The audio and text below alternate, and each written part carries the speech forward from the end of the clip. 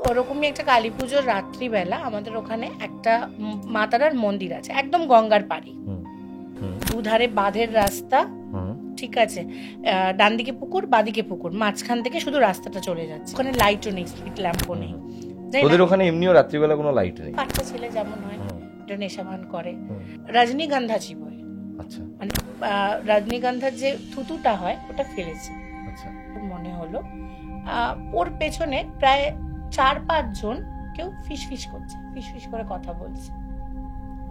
কোনো সিচুয়েশনে তুমি পড়ো তাহলে তুমি টয়লেট করে তোমার গায়ে ছিটিয়ে নেবে যদি খুব বেশি ভয় পাও। তো 1920-র সিনস গুলোতে আমরা দেখেছি যে হাত বেঁকে যাচ্ছে, পা বেঁকে যাচ্ছে, ঠিক ওরকমই আমার চোখের সামনে, সবার চোখের সামনে হচ্ছে আর মুখ থেকে ফেনা বাড়ছে। ওরা যে গাছের নিচটাতে নেশা করছিল সেই গাছেই প্রায় 3 থেকে 4 জন ছিল।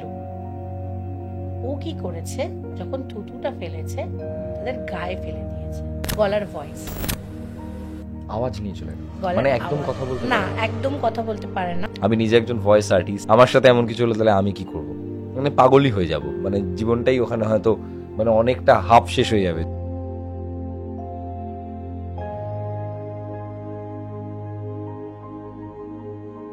নতুন একটি লাইভ পডকাস্টে, এবং আজকে আমার সঙ্গে যিনি রয়েছেন তিনি আপনাদের খুব পরিচিত, প্রেত কথায় বহুবার তিনি ঘটনা পাঠিয়েছেন, দেবস্মিতা, যার কথা আমি বহুবার বলেছি যে আমার ছোটবেলার বান্ধবী, এবং ক্লাস 5 থেকে আমরা বন্ধু, এবং সেই সময় থেকে আমাদের কত ভূতের গল্প, বল, অনেক ভূতের গল্প, সত্যি ভৌতিক ঘটনা নিয়ে আলোচনা, অনেক কিছু ফিল করা, অনেক কিছু একসাথে খোঁজা, খুঁজে বার করা, এখানে ভূত আছে কিনা দেখতে যাওয়া।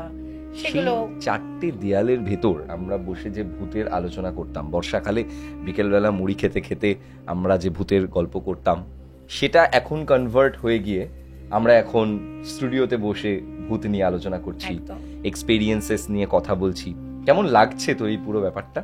অবশ্যই খুবই ভালো লাগছে যে একটা ছোটবেলায় আমরা গল্প করতাম, বৃষ্টির দিনে হোক, আফটার স্কুল হোক, সবকিছু মানে সবকিছুর সাথেই তো একটা স্মৃতি জড়িয়ে আছে। ওইগুলো এখন আমাদের কাছে একটা গুড মেমোরিজ হয়ে গেছে।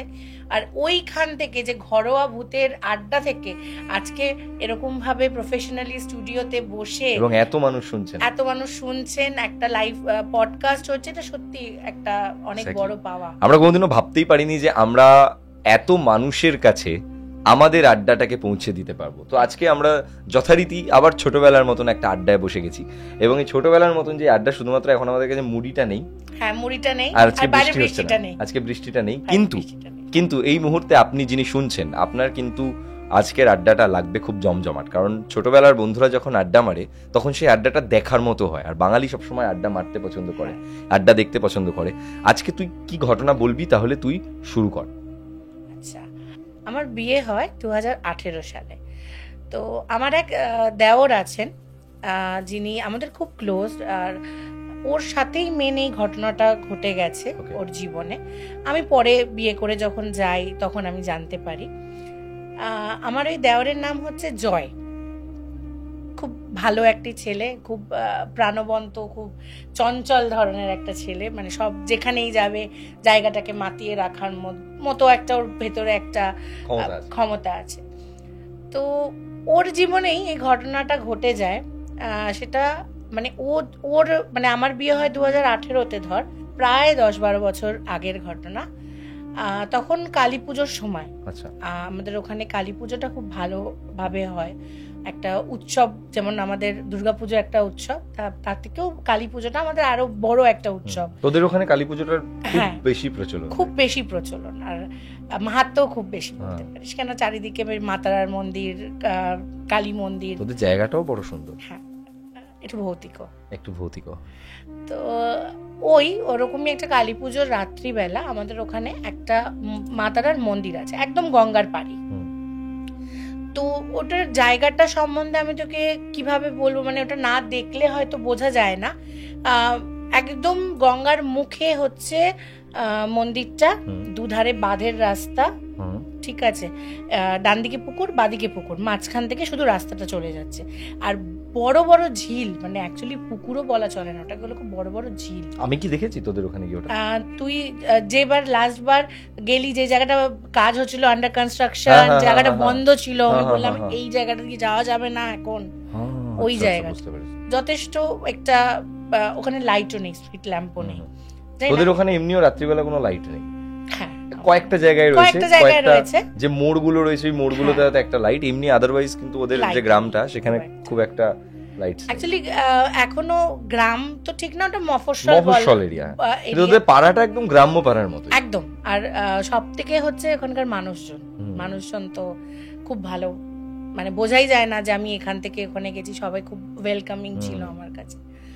তো ওই ঘটনার ওখান থেকেই সূত্রপাত বলতে পারিস। তো ওই জায়গাটাতে বাচ্চা ছেলে যেমন হয় এটা নেশাভান করে, তো ওই রকমই কালী পুজোর রাত্রিবেলা ওই রাস্তাটায়, বাঁধের রাস্তাটা, ওখানটাতে দাঁড়িয়ে ও আর ওর আরো 3-4 জন ফ্রেন্ড মিলে নেশা করছিল। আচ্ছা।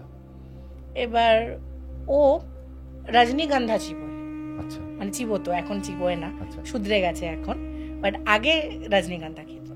তো কোনোভাবে ও হয়তো রজনীগন্ধার যে থুতুটা হয় ওটা ফেলেছে, ফেলে সবকিছু পাট মিটে গেছে। এবার ও বাড়ির দিকে আস্তে আস্তে আসতে আরম্ভ করেছে। তো বাড়ির দিকে আস্তে আস্তে ওর হঠাৎ করে কিছুটা রাস্তা আসার পর মনে হলো ওর পেছনে প্রায় 4-5 জন কেউ ফিসফিস করছে, ফিসফিস করে কথা বলছে, হুইসপারিং যেটাকে বলে।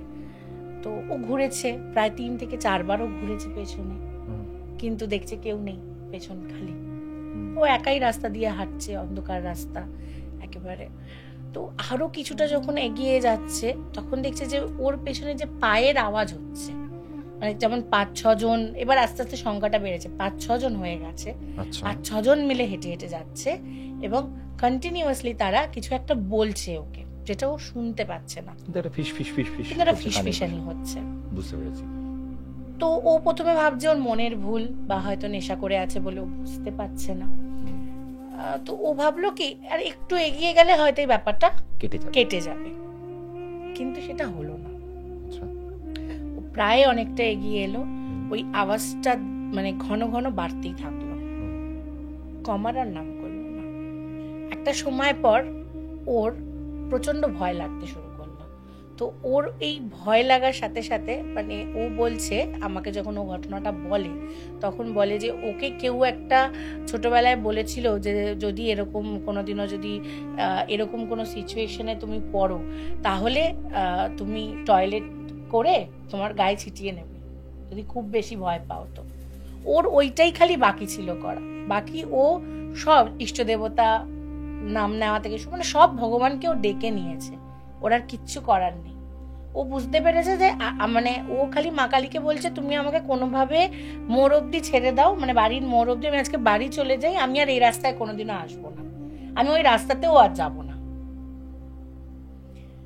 তো যথারীতি কিছুক্ষণ পর এগিয়ে আসার পর বাড়ির মোড় চলে আসলো, ও বাড়িতে ঢুকে গেল।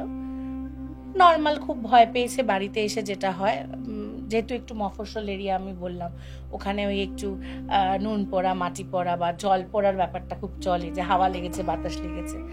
তো ওই হাওয়া বাতাস লেগেছে ভেবে যথারীতি ওই ব্যাপারটা জল পড়া খেয়ে নিয়েছে, ব্যাপারটাকে ভুলে গেছে।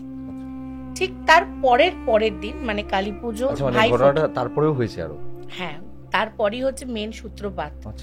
ঘটনাটা সূত্রপাত কিন্তু এখানে, এটা সূত্রপাতটা হলো বলতে পারিস, মানে মূল ঘটনা এরপর ঢুকছে। আচ্ছা, ওর 2 দিন পর থেকে প্রচন্ড জ্বর আর মুখ থেকে ফেনা বার হচ্ছে, অনবরত মুখ থেকে ফেনা বার হয়ে যাচ্ছে, আর প্রচন্ড জ্বর, মানে জ্বর ওর নামাতে পারছে না, তার সাথে খিঁচুনি হচ্ছে, নার্ভ খিঁচছে। ঠিক আমরা যেমন ওই 1920-র ওই হরর সিনস গুলোতে আমরা দেখেছি যে হাত বেঁকে যাচ্ছে, পা বেঁকে যাচ্ছে, ঠিক ওরকমই আমাদের চোখের সামনে, সবার চোখের সামনে হচ্ছে, আর মুখ থেকে ফেনা বার হচ্ছে। অদ্ভুত। সবাই ভাবলো ভূতে ধরেছে হয়তো ওই মুহূর্তে দাঁড়িয়ে। তো তখন সবকিছু করা হয়, ডাক্তারও সাথে ডাকা হয়, ওকে পিজিতে নিয়ে যাওয়া হয়, পিজি হসপিটালে নিয়ে যাওয়া হয়। তো পিজিতে ওকে বেডের সাথে বেঁধে রেখেছিল, দুটো হাত দুটো পা ওর বেডের সাথে বাঁধা ছিল, তার কারণ ওর এত খিঁচুনি হচ্ছিল আর ওর এত জ্বর গায়ে, মানে ও যে বেঁচে ফিরে আসবে সেটাও আমাদের কাছে মানে আজকের দিনে দাঁড়িয়ে বলতে পারি কি মানে ভগবানের অশেষ দয়া কি আজকেও আমাদের সাথে আছে, ভালো আছে, সুস্থ আছে। ওর কিছুদিন আগে বিয়ে হলো। আচ্ছা। তো ডাক্তাররা তো ডাক্তারদের মতোই ট্রিটমেন্ট করছে, কিন্তু কোনো ট্রিটমেন্টেই কিছু কাজ হচ্ছিল না, কোনোভাবেই কাজ হচ্ছে না। জ্বর নামছে, আবার আসছে, আবার খিঁচুনি হচ্ছে, বেঁকে যাচ্ছে, ও জাস্ট ও ওরকম ছোট্ট হয়ে যাচ্ছে, বেঁকে যাচ্ছে, টানছে ওর হাত পা প্রচন্ড ধরনের। তো সেরকম ভাবে ট্রিটমেন্ট শুরু হলো। তখন ওর মাকে মানে ওর মামা বাড়ি হাওড়ার কোনো একটা দিকে, আমি জানি না ঠিক এক্স্যাক্ট জায়গাটা। তো ওর তখন দিদা একটা ঠাকুর বাড়িতে গেল, ওদের ওখানে কোন ঠাকুর বাড়িতে গেল। ঠাকুর বাড়িতে যাওয়ার পর ওর দিদা মানে যখন উনি যেখানে ছিলেন ঠাকুর বাড়িতে যিনি মেন ছিলেন, তিনি তখন বলছেন যে তোমার নাতি কিছু চিবোয়, মানে কোনো নেশা করে। ওর দিদা তো বলতে পারছে না, তখন ওর মা বলছে হ্যাঁ মাঝে মাঝে রজনীগন্ধা খায়। তখন বলছে ও একটা বিরাট বড় অন্যায় করে ফেলেছে। ওরা যে গাছের নিচটাতে নেশা করছিল সেই গাছেই প্রায় 3 থেকে 4 জন ছিল। ও কি করেছে, যখন থুতুটা ফেলেছে তাদের গায়ে ফেলে দিয়েছে। তারা প্রচন্ড চেষ্টা করেছে ওকে ফেলে দেওয়ার, এবং ওকে জানে মেরে তবেই ওরা শান্ত হবে, মানে কোনোভাবেই এটার কোনো রেমেডি নেই। আচ্ছা, হিল করার কোনো রকম কোনো কিছু নেই। ওরা প্রচন্ড ক্ষেপে আছে এবং ওরা সবসময় ওর সাথেই আছে, পাশেই আছে। শুধু কোনো একটা বলে না ভালো যেমন আছে খারাপ যেমন আছে ভালোও তেমন আছে। তো ওই ভালো মানে মহাদেবের অশেষ কৃপা ওর উপর ছিল বলে ও সেই রাত্রে ওরা ওর কিছু করতে পারেনি, ও বাড়ি অব্দি আসতে পেরেছে। কিন্তু ওরা এত সহজে ওকে ছাড়বে না। তোর মা তো প্রচন্ড কান্নাকাটি শুরু করে যে আপনি কোনো মানে ব্যবস্থা করুন, এইভাবে তো আমার একমাত্র ছেলে। তো তখন বলে যে আমি একটা ওষুধ দিতে পারি, ট্রাই করতে পারি, কিন্তু ওরা এমনি ভাবে যাবে না, ওরা যাওয়ার আগে কিছু নিয়ে যাবে। আচ্ছা, মানে তোমার ছেলেকে একেবারে ছেড়ে দিয়ে ওরা চলে যাবে না। হ্যাঁ, এটা আমি শুনেছি। মানে যেমন কদিন আগে প্রেত কথা একটা ঘটনা আমি বলেছিলাম যে যাওয়ার আগে উন্নতি নিয়ে চলে যাবে। আমি একজনকে চিনি যে নিজেই বলেছে যে তার অনেক স্মৃতি নিয়ে চলে গেছে, কিছু স্মৃতি ইরেজ হয়ে গেছে। হ্যাঁ, কিছু স্মৃতি নিয়ে চলে গেছে। আচ্ছা বল, তারপর কি নিয়ে গেল? গলার ভয়েস, আওয়াজ নিয়ে চলে গেল। মানে একদম কথা বলতে পারে না? একদম কথা বলতে পারে না। ও কথা বলতে পারে, ওর যে আমাদের একটা নর্মাল মানুষের একটা, তো আমরা এখন একটা গলার ভয়েসে কথা বলছি নর্মাল, এটা ভাঙা নয়, কিছু নয়, কারুর মোটা কারুর সরু যেমন হয়। ওর গলাটা বসে গেল সারা জীবনের মতো। হ্যাঁ, মানে এখনো তাই টিল ডেট আমি প্রমাণ করে দিতে পারি। হ্যাঁ, ডাক্তার দেখিয়েছিল, ইনফ্যাক্ট ডাক্তাররাও খুব অবাক যে কেন গলা বসে গেল। কিন্তু আমরা জানি বা ওর বাড়ির লোকেরা মানে ওর মা দিদা এরা জানে যে উনি বলেই দিয়েছিল যে তুমি এই ফুলটা নিয়ে যাচ্ছ, ওর মাথা থেকে পা অব্দি ছোঁয়াবে, ছোঁয়ানোর পর এই জলের একটা বটল টাইপের দিয়েছিল, বটলটা ওকে খাওয়াবে। জলটা খাওয়ানোর পর ঠিক 4টের সময় তোমার ভোর 4টের সময় তোমার ছেলের প্রচন্ড জ্বর আসবে, আর ওটাই লাস্ট জ্বর।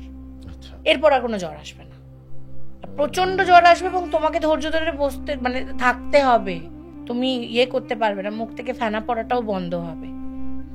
কিন্তু ওই ধৈর্য ধরে তোমাকে ওই 4টে থেকে 4:30 যে টাইম পিরিয়ডটা 8 ঘন্টাই থাকবে জ্বরটা। কিন্তু তখন ভয় পেলে চলবে না, তোমাকে একদম শক্ত হয়ে হতে হবে, আর মাকেই করতে হবে কাজটা। আচ্ছা, সেইখানে তখন ওর মা ওই ফুল আর জলটা নিয়ে পিজিতে পৌঁছয় রাত্রিবেলা।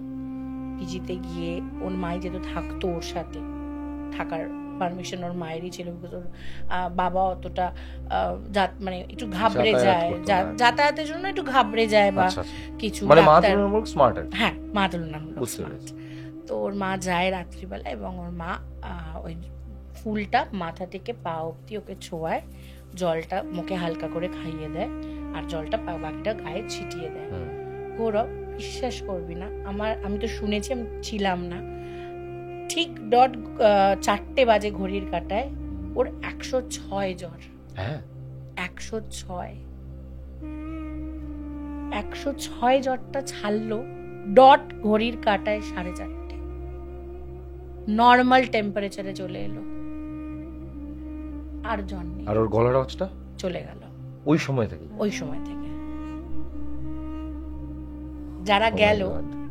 যারা গেল ওকে প্রায় 4-5 জন ঘিরেছিল, মানে ওই 4-5 জন, মানে ওনারাও হয়তো দেখা করতে এসেছিল বা মিটিং করছিল, ওখানে কিছু একটা করছিল। তো ও তো 4-5 জন ঘিরেছিল, মানে ওই মানে অশরীরী বা ওই ধরনের অশরীরী আত্মাও বলতে পারিস, বা আমি নেগেটিভ এনার্জি বলছি, আমি কথায় যাচ্ছি না, নেগেটিভ এনার্জি।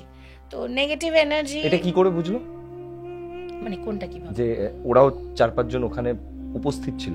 হ্যাঁ, তার কারণ হচ্ছে ও যার কাছে গেছিল সে বলেই দিয়েছিল যে তারা আছে, ওনারা ওর সাথেই আছে এবং ওকে নিয়ে যাবে। আচ্ছা আচ্ছা, মানে ওরা ওর পেছনেই তখন সেদিন থেকে পড়ে আছে। হ্যাঁ, সেদিন থেকে পড়ে আছে। আরে ও মানে কোনোভাবে তো ওকে বাড়ি থেকে বার করে আনলো হসপিটালের নাম করে। ওই তো মানে মহাদেবের অশেষ কৃপা ছিল বলে ততক্ষণে কিছু হয়নি, বুঝতে পেরেছি, হয়তো অনেক আগে হয়ে যেত। কারণ দেখ, ভাগ্যের লেখা তো কেউ বদলাতে পারে না। ঠিক ঠিক। তো সেই কারণে হয়তো, কিন্তু গলাটা চলে গেল, সারা জীবনের মতো গলার ভয়েসটা চলে গেল, গলার যে টোনটা, মানে খুব হাসি খুশি একটা ছেলে, খুব চিৎকার করে কথা বলে, খুব লাউডলি কথা বলে, এখনো বলে, কিন্তু গলার ভয়েসটা নেই। বলেছিল কিছু একটা নিয়ে যাবে, কিন্তু উনি বলতে পারেনি সেই সময় যে কি নিয়ে যাবে, অন্য কিছুও হতে পারতো। পরের দিন যখন ডক্টরসরা আসলো, ও যখন ঠিক হলো, উঠে বসলো, এতগুলো দিন মানে প্রায় 4-5 দিন একটা জমে মানুষের টানাটানির পর যখন মানুষটা উঠে বসলো, যখন প্রথম গলার মানে কথা বললো, তখন দেখছি গলা ভেঙে গেছে, ফ্যাসফ্যাসে হচ্ছে। অতটা বুঝতে পারিনি। তারপর ডাক্তাররা সব রকম টেস্ট করলো এবং ডাক্তাররাও খুব অবাক যে গলার ভয়েসটা কেন চলে গেল। কি ভয়ানক একটা ব্যাপার না, মানে আমাদের মধ্যেই তারা থাকেন। এবং মানে কি বলবো, আমি তো জাস্ট ভাবছি যে যদি হঠাৎ করে এরকম, আমি নিজে একজন ভয়েস আর্টিস্ট, আমি আমার ভয়েসই সমস্ত কিছু, আর এরকম কোনো জিনিস যদি মানে ঠাকুর করুক যেন কোনোদিনও না হয়, এরকম জিনিস যদি হয়, তাহলে মানে আমি নিজেকে ওই জায়গায় রেখে ফিল করছি যে আমার সাথে এমন কিছু হলো তাহলে আমি কি করব, মানে পাগলই হয়ে যাব, মানে জীবনটাই ওখানে হয়তো মানে অনেকটা হাফ শেষ হয়ে যাবে, যেটা আমার মেন সেই জিনিসটাই আর আমার কাছে নেই। গলা একটা মানুষের কণ্ঠস্বর বা সবকিছু মানুষের মেন তো বটে। আর ঘটনা আছে তোর কাছে? হ্যাঁ, আরেকটা আমি ঘটনাটা কি বড় ঘটনা নাকি ছোট ঘটনা? খুব একটা লেন্দি নয়, কিন্তু খুব একটা আবার ছোটও নয়। ওকে, দেন তাহলে আমরা একটা কাজ করছি, আমরা দেবস্মিতার কাছে চলে যাচ্ছি পরের ঘটনায়, কিন্তু পরের ঘটনাটা শুনতে হলে আপনাদেরকে আরো একটা সপ্তাহ অপেক্ষা করতে হবে। হ্যাঁ, তার কারণ হচ্ছে এই ঘটনাটা আমরা দিচ্ছি পরের এপিসোডে। আজকের মতো এই এপিসোডটাকে আমরা শেষ করছি। Thanks Debasmita for coming. আমরা এখন আরেকটা ঘটনা রেকর্ড করব, কিন্তু সেই ঘটনাটা আপনারা পরের এপিসোডে শুনতে পাবেন। দেবস্মিতার সঙ্গে পরবর্তী ঘটনায় আপনাদের সঙ্গে দেখা হচ্ছে আমার নেক্সট এপিসোডে। তার মধ্যে বেশ কয়েকটা ইনফরমেশন দিইনি, সেই ইনফরমেশনগুলো হলো, আপনিও যদি আমাদের স্টুডিওতে এসে আমার পাশে বসে আপনার জীবনে ঘটে যাওয়া কোনো সেরা ঘটনা অথবা আপনার শোনা কোনো সেরা ঘটনা বলতে চান, যে এই ঘটনা অবশ্যই এর আগে অন্য কোনো প্ল্যাটফর্মে শোনানো হয়নি, তাহলে অবশ্যই আমাদেরকে মেইল করুন pretkotha@gmail.com অথবা voiceofgaurav@gmail.com। যে অ্যাড্রেসগুলো দেওয়া রয়েছে স্ক্রিনে অথবা আমাদের ডেসক্রিপশন সেকশনে, সেখানে গিয়ে অবশ্যই আপনি আপনার ঘটনার কিছুটা ব্রিফ লিখুন এবং লেখার পর আপনি লিখে দিন যে আপনি স্টুডিওতে সেই ঘটনাটি বলতে চান, এবং আপনার ফোন নাম্বার অবশ্যই দেবেন যাতে আমাদের টিম আপনার সঙ্গে কন্ট্যাক্ট করে নিতে পারে। এবং এর পাশাপাশি প্রেতকথার ঘটনাকে প্রাথমিকভাবে এন্টারটেনমেন্ট হিসেবে নেওয়াই হবে বুদ্ধিমানের কাজ, কারণ প্রেতকথার ঘটনাকে আমি কখনোই বলবো না যে সত্যি বলে বিশ্বাস করতে হবে। যারা এখানে আসছেন এবং ঘটনা বলছেন তাদের প্রত্যেকের নিজস্ব বা শোনা এক্সপিরিয়েন্স সেগুলি, এবং সেই এক্সপিরিয়েন্সগুলিকে আমার মনে হয় যে এন্টারটেনমেন্ট হিসেবে নেওয়াই বুদ্ধিমানের কাজ, কারণ আমরা কখনো কাউকে জোর করে বলি না যে ঘটনাকে আপনাকে বিশ্বাস করতেই হবে।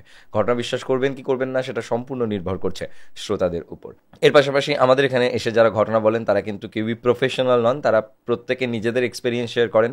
সো কখনোই এটা আশা করবেন না যে তারা প্রচণ্ড প্রফেশনাল ভয়েস ওভার আর্টিস্টের মতো এখানে এসে জমিয়ে একটা গল্প বলবে বা একটা ঘটনা বলবে। তারা কিন্তু খুবই সাধারণ এবং সাধারণভাবেই ঘটনাকে উপস্থাপন করেন। এটাই আমাদের এই শোয়ের খাসিয়ত, যেটাকে বলে যে আমরা এখানে একদম ঘটনাটা শুনতে পাই, যে ঘটনার পেছনে আহামরি কোনো সাউন্ড থাকে না বা আহামরি কোনো কিছু থাকে না। একদম আপনার সামনে বসে যদি কেউ ঘটনা বলে তাহলে যেরকম আপনার ফিল হবে ঠিক সেরকম একটা ফিলিং আমরা, সেরকম একটা এক্সপিরিয়েন্স বলা ভালো, সেরকম একটা এক্সপিরিয়েন্স আমরা আপনাকে দিতে চাই। তো এই এক্সপিরিয়েন্সটাকে আপনি খোলা মনে গ্রহণ করুন এবং ভয় পেতে থাকুন প্রচুর পরিমাণে। প্রত্যেক শুক্রবার এবং রবিবার রাত ঠিক 10টার সময় প্রেত কথার অফিসিয়াল ইউটিউব চ্যানেল এবং সপ্তাহে যে কোনো দিন প্রেত কথার লাইভ পডকাস্ট আসতে থাকে। চলে যাচ্ছি আমাদের পরবর্তী ঘটনায়, কিন্তু পরবর্তী ঘটনা শোনার জন্য অপেক্ষা করতে হবে একটা সপ্তাহ।